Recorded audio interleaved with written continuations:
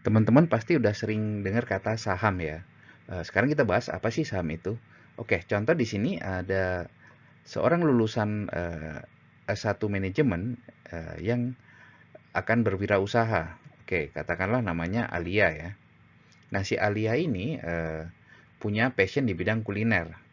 Dia ingin mendirikan restoran ya, yang dinamakan Rustic Resto. Karena mungkin desain interiornya bernuansa rustic ya. Oke, menurut perhitungan si Alia ini, dia membutuhkan dana 200 juta ya.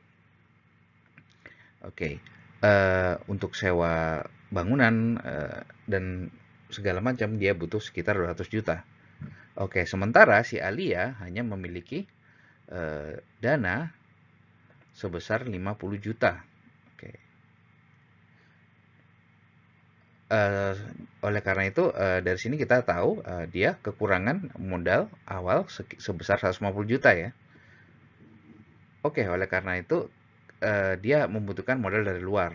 Nah, yang jadi masalah di sini dia mau pinjam bank juga nggak bisa karena belum punya pengalaman, baru fresh graduate ya, baru akan mulai usaha. Oke, karena memang sejak kuliah si Alia ini katakanlah dia orangnya amanah, eh, orang percaya dengan rencana dia gitu. Lalu dia berhasil mendapatkan investor. Nah, si investor ini katakanlah namanya adalah X, Y, dan Z. Nah, tiga orang ini masing-masing menanam saham sebesar 50 juta per orang ya. Jadi akhirnya diperoleh 150 juta. Oke, ternyata setelah dihitung-hitung lagi ternyata 200 juta itu di luar tenaga yang mengurus semuanya ya, atau manajer restonya ya.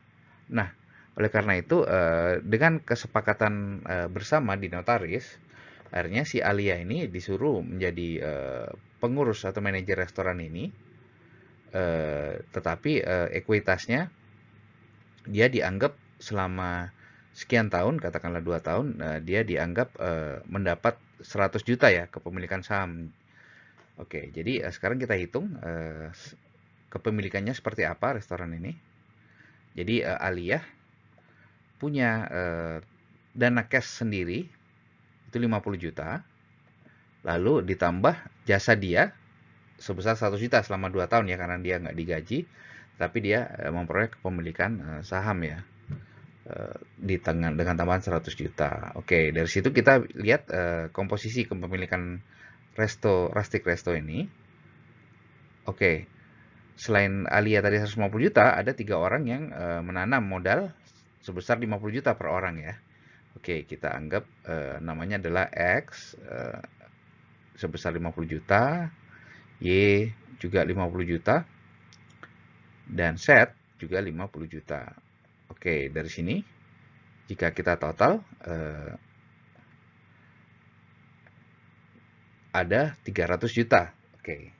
Oke, dari sini kita hitung kepemilikan atau komposisi kepemilikan ya saham dari resto ini. Oke, dari sini kita bisa hitung Aliyah memiliki 50% saham, eh, dan yang X, Y, dan Z masing-masing 1/6 atau 16,7%. Oke, seiring dengan berjalannya waktu, memang Alia ini cakap dalam mengurus Rustic Resto ya.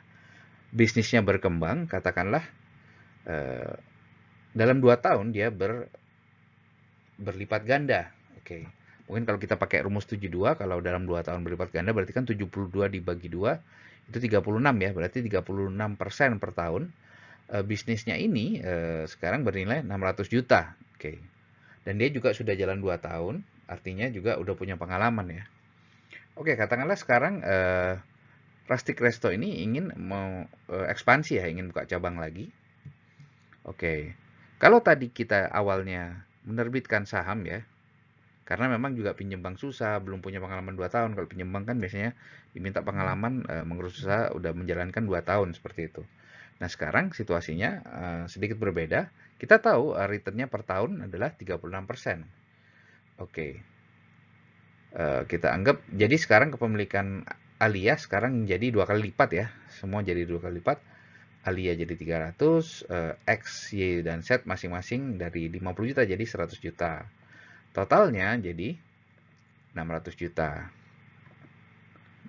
Oke, sekarang Rustic Resto ini ingin ekspansi besar-besaran, dia membutuhkan modal. Oke. Tetapi kalau kita nambah eh, pemilik saham baru, maka kepemilikan aliyah yang 50% atau bisa dibilang mayoritas bisa terancam ya. Mungkin dia ya 150 juta plus satu lembar lah ya, supaya dia tetap mayoritas pengendali. Oke, untuk mencegah hal itu dan bisnisnya sudah punya pengalaman 2 tahun, maka diputuskan untuk tidak lagi menerbitkan saham tetapi meminjam uang dari bank atau mungkin bisa juga menerbitkan obligasi ya. Oke, dari sini kita mau lihat bedanya apa sih pinjam bank sama atau menerbitkan obligasi ya dibanding dengan menerbitkan saham baru. Oke, di sini kita akan lihat. Kita tahu perkembangan bisnis ini sangat pesat 36% per tahun ya. Sementara kalau kita pinjam bank paling bunga efektifnya itu sekitar ya 15%-an lah ya untuk usaha ya per tahun ya efektif. Dengan demikian kalau kita menerbitkan saham baru, kalau kita dapat 36% lagi, artinya kalau tadi enak nggak bayar bunga, tapi kita harus berbagi keuntungan ke orang pemilik saham baru ini. Tetapi kalau kita pinjam bank, atau mungkin menerbitkan obligasi ya, bank juga ada yang syariah, saya nggak mengharuskan untuk pinjam bank ya. Karena bank juga ada yang syariah, tidak harus riba ya. Oke, dengan demikian, kalau pinjaman bank hanya 15%, sementara return per tahun adalah 36%, kelebihan dari selisih ini jadi keuntungan dari semua pemilik saham seperti itu. Oke, sekarang kita hitung, katakanlah untuk ekspansi dia butuh tambahan dana segar sebesar 900 juta supaya totalnya jadi 1,5 M ya untuk usaha ini.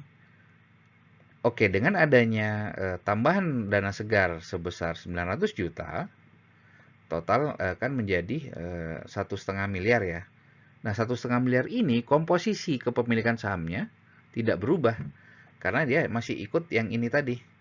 Yang oke, saya tunjukkan di sini. Oke, jadi masih ikut yang ini 300 juta, 100, 100, 100 ya.